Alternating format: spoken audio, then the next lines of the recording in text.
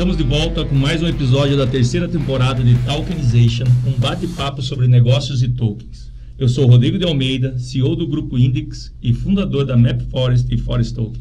E eu sou o Fernando Stricker, sócio da SHLO Advogados e co-founder da Forest Token. Bom, tudo bom, Fernandão? Tudo bem, e você, Rodrigo? Tudo jóia, tem que tomar cuidado porque hoje nós estamos aí com um ilustre convidado, estamos com outro Fernando Moreira, pessoa que eu tenho o prazer aí de dizer que é cofundador da Forest Token, um grande amigo que eu fiz nessa jornada. Seja muito bem-vindo, Fernando Moreira. Fala, Rodrigo. Fala, Fernando. Tudo bem? Primeiramente, assim, é um super prazer estar aqui com vocês, né? Só me apresentando rapidamente, né? Sou do mercado financeiro, fui CEO do HSBC Seguros no Brasil, fui CEO de empresas na China, de empresas no Canadá, até pouco tempo era o principal responsável pelo varejo do banco Scotiabank, responsável por 28 países, né? E também pela área de seguros globalmente do Scotiabank. E tive a felicidade de conhecer o Rodrigo num jogo de golfe nosso lá atrás, né? E um dia, quando eu voltei para o Brasil, ele me chamou para conversar sobre seguros para a floresta. Mas, na verdade, o assunto não era esse, o assunto era sobre tokenização de florestas. É isso mesmo, Fernandão. Porra, longo tempo, estou te devendo um novo jogo de golfe, né? Preciso voltar a me concentrar e treinar, porque o cara é fera, daí fica complicado não fazer feio. Bom, pessoal, hoje a ideia, então, a gente trouxe o Fernando Moreira aqui para nos acompanhar, justamente para a gente falar um pouquinho, né, Stricker, falando um pouquinho sobre as questões do ponto de vista de investidor, porque eu vou chamar aqui, vou dividir Moreira e Stricker para ficar mais fácil para os nossos ouvintes. Então, do ponto de vista, o Moreira também, né, é um investidor, já investe em outros projetos também, trabalhando como investidor anjo. E no nosso caso, ele além de ser investidor anjo, ele também é sweat partner junto com a gente, co-founder dentro da empresa. A ideia nossa é trazermos um pouco desse ponto de vista. Né? A gente vê como que é o ponto de vista hoje do investidor. E aí, para abrir essa conversa, Moreira, a primeira pergunta que eu te faria é: da onde, por exemplo, você passou toda essa tua história, né, de executivo, alto executivo, né, comandando grandes corporações ao redor do mundo, e aí você chegou, eu quero entender um pouquinho melhor, você chegou e falou, dei um break aqui, e aí, como que foi esse movimento para virar um investidor? Conta um pouquinho para nós lá, eu sei que você tem outros investimentos, pode puxar isso aí também. Não, na verdade é o seguinte, né, eu sempre tive uma paixão por empreendedorismo, né? Então, mesmo trabalhando como executivo em multinacionais, eu sempre trabalhei no lado empreendedor das empresas, ou abrindo novos negócios, ou fazendo a alavancagem desses negócios, né? Então, eu tenho uma paixão por investir principalmente em negócios ligados à inovação e uso de tecnologia. E foi por isso que quando nós conversamos, né, Rodrigo, nós vamos falar de seguro, mas a conversa era na realidade como lançar um marketplace digital para venda de florestas. E isso para mim falou, uau, do que se trata? E aí, entrando mais a fundo, você começou a falar, não, eu vou usar blockchain. Eu falei, opa, calma aí, eu comecei a conversar sobre blockchain na minha vida lá atrás, na China, com um amigo meu que chegou e falou para mim comprar blockchain. Eu não comprei, me arrependo. Né? Por quê? Porque é uma tecnologia que permite, né, um investimento super seguro, porque permite você tokenizar. Ao tokenizar um ativo, você gera liquidez. Além de gerar liquidez, você tem uma acessibilidade aos recursos que são muito mais eficientes, né? E você também diversifica o seu portfólio de investimentos, podendo investir em múltiplas coisas através de tokens. Então, você pode comprar imóveis tokenizados, você pode investir em floresta tokenizada, você pode investir em arte tokenizada. Então, o que acontece? Você, em vez de comprar um negócio inteiro, você compra um token, que é um pedaço daquilo. Sim. E aquilo valoriza com o tempo. E me conta uma coisa ali, voltando ali, para a gente entender um pouquinho mais sobre você e o porquê. Me fala um pouquinho como que foi o seu andar nessa ideia de virar um investidor e fazer investimentos anjos. Muito bem.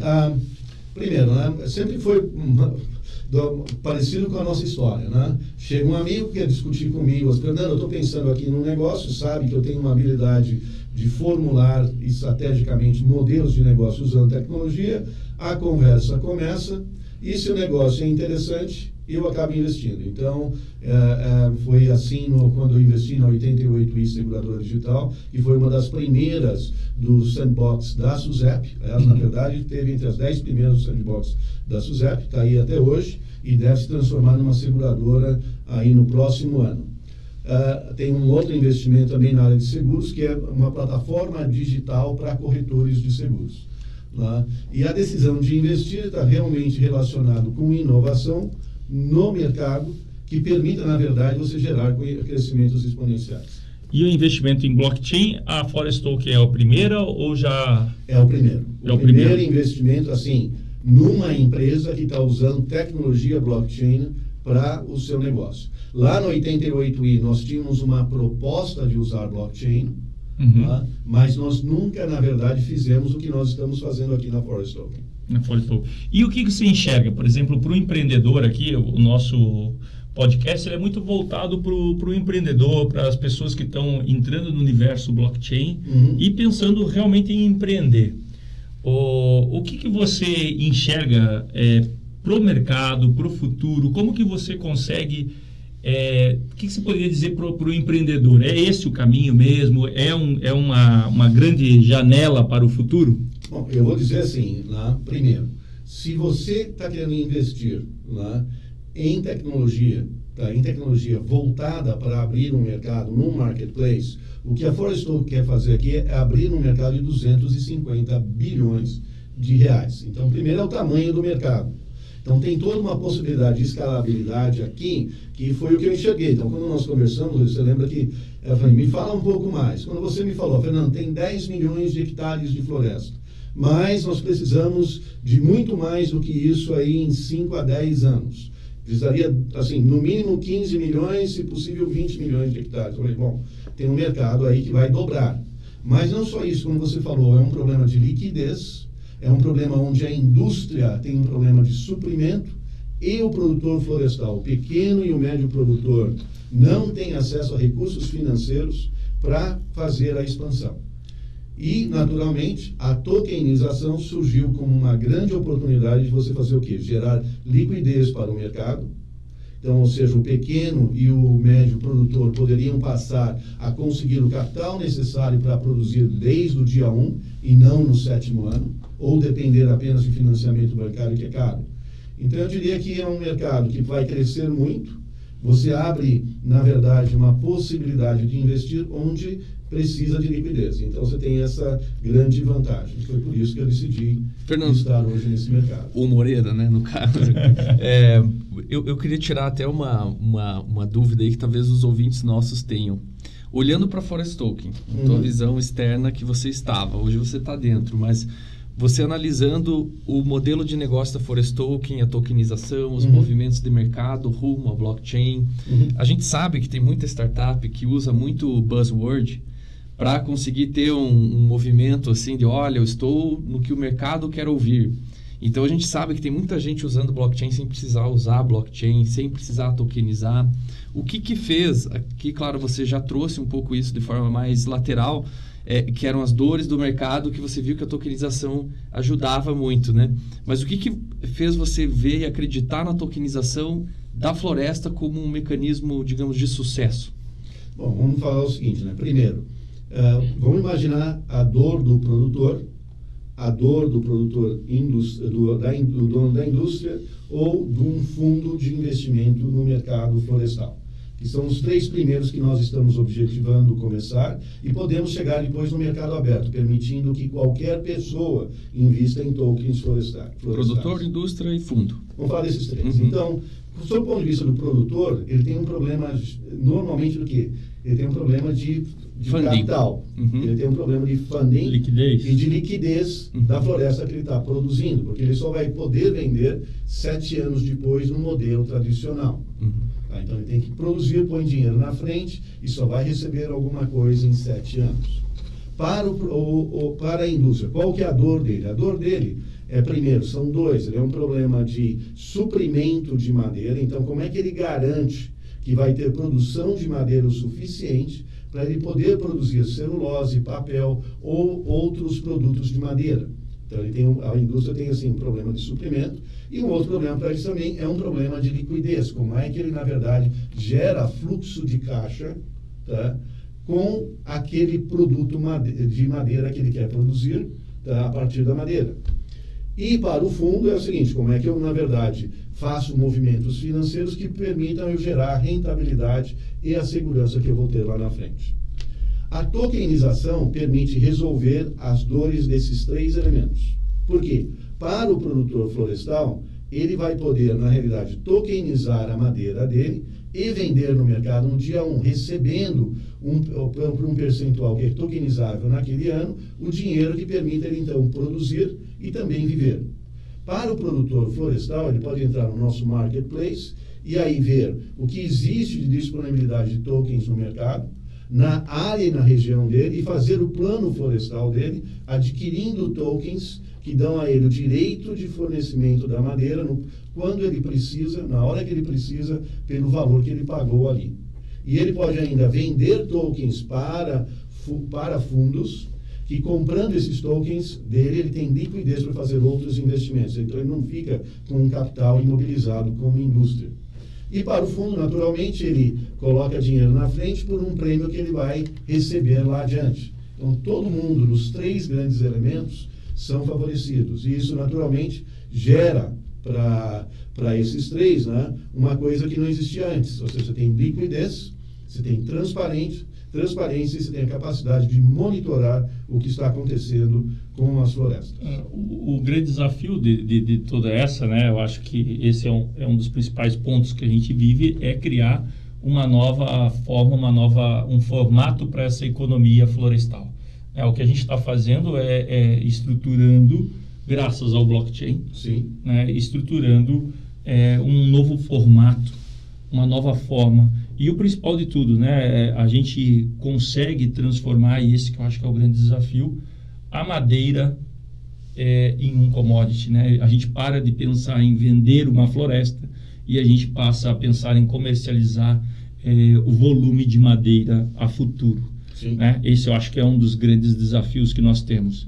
E nisso tudo, né, agora perguntando aqui para o Stricker, né, eu vejo que como as coisas vão se encaixando, né, porque o real digital passa a ser uma grande oportunidade do ponto de vista legal, né, Stricker, pensando aí do ponto de vista para negócios que envolve a tokenização, aproveitando o gancho do nosso, como que isso pode também, do ponto de vista, para tranquilizar investidores, do ponto de vista legal?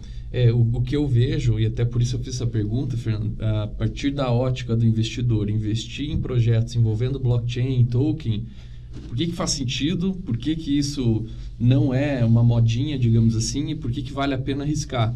Eu acho que o que você trouxe, Rodrigo, é o que só reforça ainda mais. A Real Digital está aí também, um projeto envolvendo blockchain, é o governo fazendo, o governo brasileiro, o Estado brasileiro fazendo, outros países copiando o Brasil, e a gente vendo que é uma tendência se confirmando, né? Não é mais uma tese de investimento arriscada, não é mais assim, a gente já conseguiu separar, eu acho que o mercado já está bem maduro para entender que Bitcoin é uma coisa que não tem nada a ver com um token de floresta, e que, acho que até criando um resumo do que o Fernando trouxe e você trouxe, Rodrigo, a gente vê que a tokenização faz sentido em projetos quando ela muda uma forma de transacionar e torna mais barata, traz benefícios e valor para quem está envolvido nesse mercado. Então, acho que o que a Forest Token tem de grande mérito, e graças aí a 50 anos do Grupo Index, né, de analisar esse mercado e estar dentro lá, o pé no barro, né, Rodrigo? Está lá dentro e vendo as dores das pessoas que transacionam nesse mercado.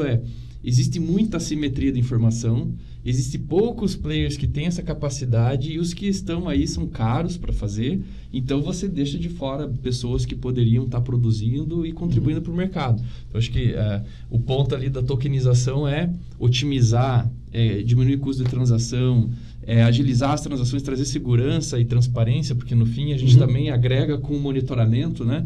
E projetos que vão tokenizar, para quem está nos ouvindo, né? Como um investidor e vai pensar se vai aplicar ou não numa startup que está tokenizando algo, Veja bem o projeto que está sendo tokenizado e o que está sendo tokenizado. A gente sempre fala isso, né, Rodrigo? O que está tokenizando? É a madeira ou é um projeto que nem foi plantado, aí no projeto florestal ainda não plantado? Não, a gente está tokenizando a madeira, 1 metro cúbico, ele existe, ele vai existir.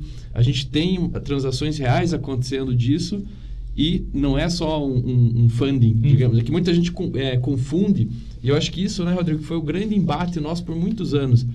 Nós não estamos captando para desenvolver a floresta, nós estamos captando, fazendo as transações do metro cúbico correrem para suprir matéria-prima, como o Fernando trouxe. Compra e venda. Se eu pudesse, exatamente. Se eu puder, assim, só ajudar aí, Stricker, eu diria assim, o processo é muito simples. Tem lá um produtor que tem madeira que precisa, na realidade, comercializar aquela madeira para viver a vida dele. Exato. Para investir na próxima plantação de floresta dele. Ou você tem lá o industrial que precisa da madeira para produzir o produto florestal. O que nós fazemos é colocar em contato esse produtor florestal com a indústria, com um ativo real chamado madeira, que é o que vai ser tokenizado e é o que é entregue, então, para o produtor florestal, para a indústria, por exemplo, é o direito daquela madeira. Quase um contrato de encomenda, né? É um contrato de encomenda, vamos dizer assim, digital, feito em blockchain. Que qual que é a vantagem? A vantagem é totalmente transparente, porque você vai ter lá toda a tecnologia blockchain, que vai ter todos os documentos que representam aquela madeira. Então você vai saber onde está a floresta, tá certo? Qual que é a madeira que vai ser entregue lá na frente, e você, através da nossa plataforma, que é legal, eu falo da nossa porque eu sou investidor, claro, e invisto consciente do que eu estou fazendo, né? Você vai poder, como produtor florestal, ou como indústria, ou como fundo, acompanhar em tempo real a evolução daquela madeira de acordo com um plano que tem. E o que é legal, tudo isso está registrado em blockchain. Então, qualquer mudança ou qualquer coisa que aconteça, você está vendo e você vai ter o registro daquilo. E aqui eu acho que cabe um ponto importante para a gente pensando por os nossos possíveis e futuros empreendedores também, né? Não falando só do nosso negócio, mas eu acho que é importante que a gente sempre bateu muito aqui a questão da estruturação jurídica, né? Da arquitetura jurídica por trás, porque o blockchain é bonito, é lindo, o universo é maravilhoso, mas a gente não pode esquecer que existe toda uma legalidade. E aí a minha pergunta que eu te faço, e claro, você veio acompanhando, mas pensando como investidor, daí eu gostaria que você respondesse pensando do ponto de vista do investidor. E aí não pensando no nosso, simplesmente use só o nosso como exemplo. Lógico.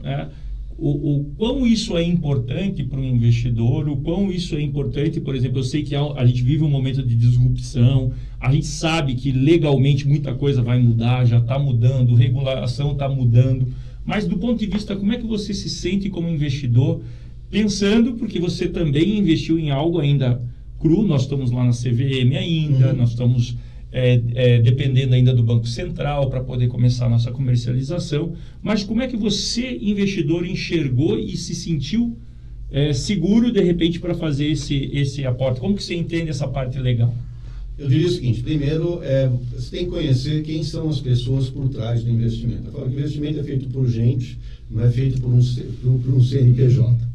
Então, primeiramente, conhecer. Segundo, conhecendo as pessoas, sabendo que elas são pessoas corretas e certas, aí é perguntar qual que é a governança, e aí você vai olhar a governança corporativa que vai estar por trás do negócio. Então, como é que estão sendo organizados os processos, como é que estão sendo organizados toda a parte de documentação legal e fundamentação para o nascimento daquele negócio. E então eu sempre sugiro a qualquer investidor aí, não estou falando de forest token, que por acaso a gente satisfaz todos esses elementos, né? É assim, vai lá entender a governança. Tá? Qual que é a governança que vai estar por trás da gestão daquele negócio? Quem são os executivos envolvidos, mas tão importante como quem são os executivos envolvidos é como é que eles vão trabalhar. Tá? Qual que é o plano de negócio, mas qual que é a estrutura para entregar aquele plano de negócio. Qual que é a estrutura sob o ponto de vista de pessoas, qual a estrutura sob o ponto de vista de tecnologia, qual a estrutura sob o ponto de vista de processos que estão lá dentro. Né? E você tem que ter pelo menos, ou seja, nessa governança, você tem que ter lá, muito bem, qual que é a governança de gestão, tá? Estratégica do negócio, qual que é a estratégia que está sendo postulada, qual que é a documentação dessa estratégia. A partir daí, qual que é a documentação financeira deste negócio, ou seja, qual que é o plano de negócio, qual que é a estruturação legal desse negócio, qual que é, na verdade, a regulamentação que ela tem que satisfazer, ou qual que é a regulação que tem que ser criada para aquele negócio existir, e como é que a empresa está fazendo para satisfazer aquela regulação, né? E por último, né, você tem que ver a governança de gestão do negócio, ou seja, quais são os KPIs que estão, ou OKRs que estão sendo estabelecidos, como é que isso vai ser monitorado, que eu sempre digo, no dia, na semana e no mês, vocês sabem quantas vezes a gente fala sobre isso, né? E a partir daí, quem são os talentos por trás do negócio. Então eu digo, é desta forma que você tem que olhar. E na parte legal, eu diria que você tem que prestar muita atenção quais são os riscos que estão por trás do negócio, para ver se esses riscos legais ou riscos regulamentares são riscos que você considera que estão sob controle. Tá? Sim. Então, aqui resumindo para o nosso ouvinte, né? Então, pensando do ponto de vista investidor, por óbvio, governança. Quando a gente fala em governança, não simplesmente juntando todas essas regras, né? Estratégia, a própria operação do negócio e, consequentemente, também a parte legal. Aqui a gente bate muito nesse ponto, né, Stricker, sobre a questão de como é importante nós se atentarmos, né, ao ponto legal, ao ponto de regulação e tudo mais. Porque a tecnologia, como ela bem é para isso que ela vem, para romper, para ser uma disrupção, causar isso dentro do mercado. Porém, a gente tem que entender que isso não acontece tão rápido, né?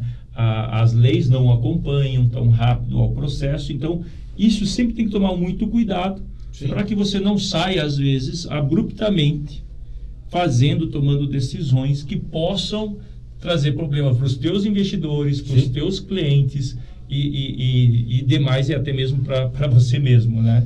Aí, Rodrigo, eu vejo muito, né, aí falando da parte jurídica, né, de startups que acabam buscando captação. Eu já assessorei algumas, e você vê uma falta de governança, como o Moreira trouxe, que acaba impactando no dia a dia, em termos de tomada de decisão. Não existe uma clareza na tomada de decisão, então o negócio fica indo e voltando, indo e voltando, indo e voltando, e ali você trabalha, não evolui, o investidor fica cansado daquilo, e os clientes também não veem resultado. E o que era? Falta de uma governança clara, definição de responsáveis, etc.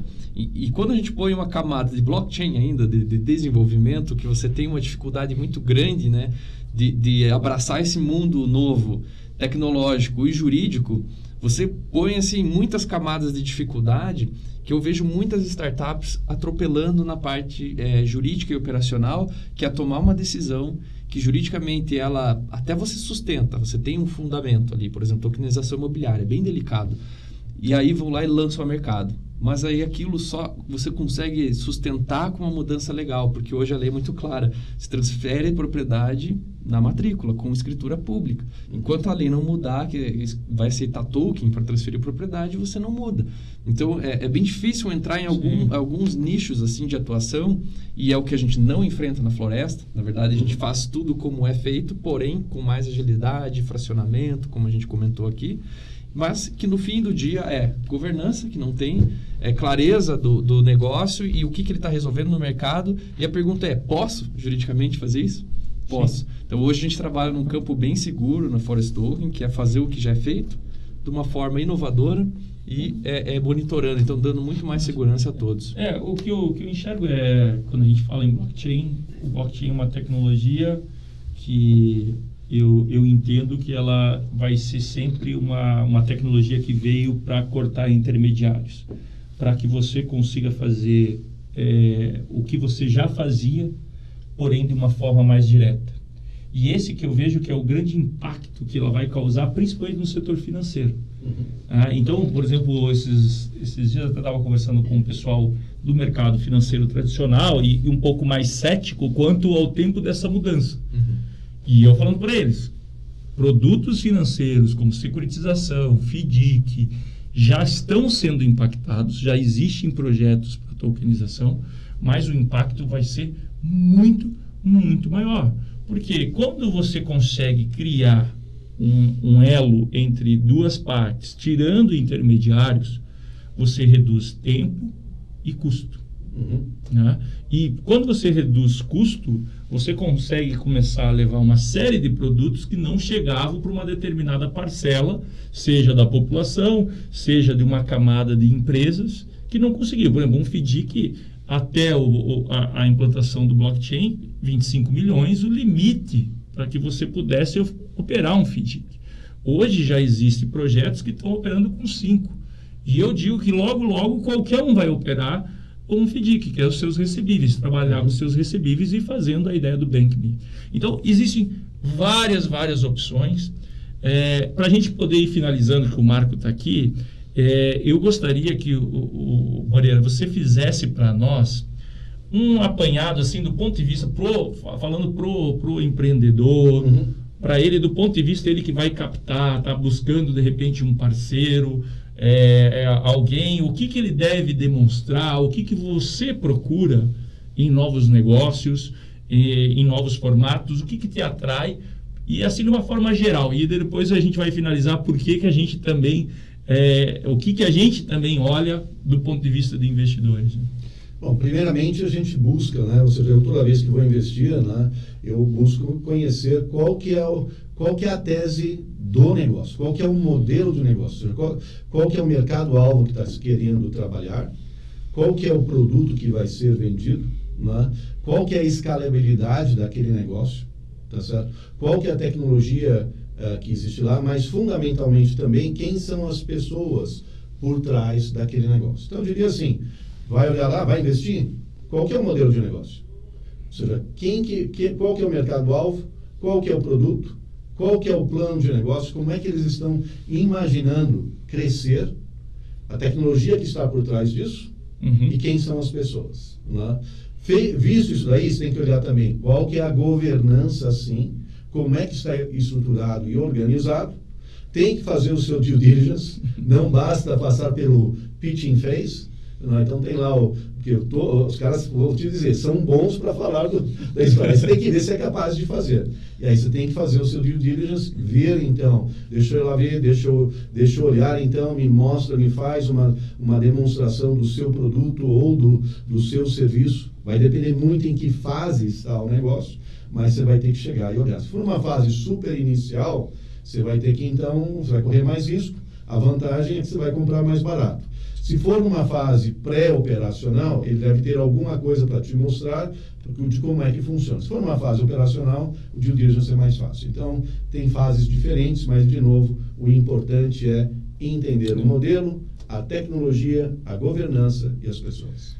De forma geral, né, o que eu falo aqui para os empreendedores é conhecer muito bem seu negócio, entender muito bem o que você está propondo, entender sua capacidade.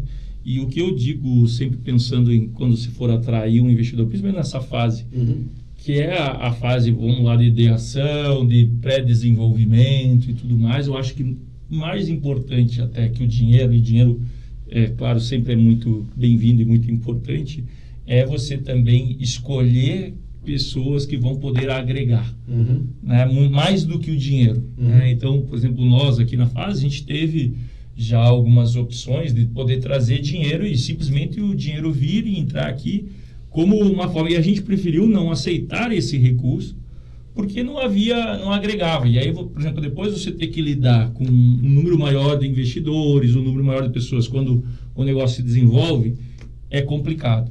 E outra que existe é uma grande chance, e isso foi o que a gente vivenciou aqui, que é um aprendizado. Fazer um novo negócio, e isso não só como startup, eu já tive aí ao longo, criei empresas de sucesso, inclusive o próprio grupo Index, do zero, e algumas já vendi, outras estão em desenvolvimento, outras não deram certo. Isso me trouxe um aprendizado que é qual é a caminhada. E por melhor que você faça o teu business plan, o teu planejamento estratégico, por mais que você Faça um planejamento estratégico lindo dentro desse processo. O que vai te dizer o sucesso daquilo lá é o teu dia a dia e o quão você está comprometido com aquilo e, o mais importante de tudo, as pessoas que você envolve nesse negócio. É isso que vai fazer. Sejam como investidores, como colaboradores, as pessoas que você coloca em volta de você é o determinante do sucesso. Sozinho não vai fazer nada. Duvido que alguém consiga botar em pé qualquer empresa, uma banca de bala ali, ele não vai conseguir colocar em pé sozinho. Agora, desenvolvimento e tudo mais, isso depende de pessoas. Então, acho que fica muito isso. Legal. Eu também tenho uma conclusão que é a parte do... Existe o dia 2 depois da captação, né? É depois que você captou. Então, o dinheiro vem e se o teu projeto é bom, ele vem mesmo. Só que muitas pessoas esquecem isso que o Rodrigo trouxe, de pensar em quem vai trazer o dinheiro, né? Quem é a pessoa que aportou. E isso você não pode deixar escapar, né? Estrategicamente para você é importante. E principalmente o dia 2 ele é o momento que você vai ter que começar a cumprir as promessas, né? Então a gente vende, faz pitch e apresenta, mas chega o momento também de você pagar a conta. E eu acho que essa parte emocional é desgastante quando nem você acreditava muitas vezes no projeto ou vendia que acreditava e chegou o momento de acertar as contas com todo mundo e aquilo vai te corroendo, né? Então eu vi muitas startups quebrando por conta disso, porque aí chegou o momento, não existia uma estrutura suficiente, como acho que o Fernando trouxe aqui muito bem, questão das pessoas, da governança, de você ter uns insumos, que o insumo teu pode ser mente humana, né? E aí, você não tendo isso, o projeto não vai. Você tinha a ideação, mas você não tinha um preparo para executar.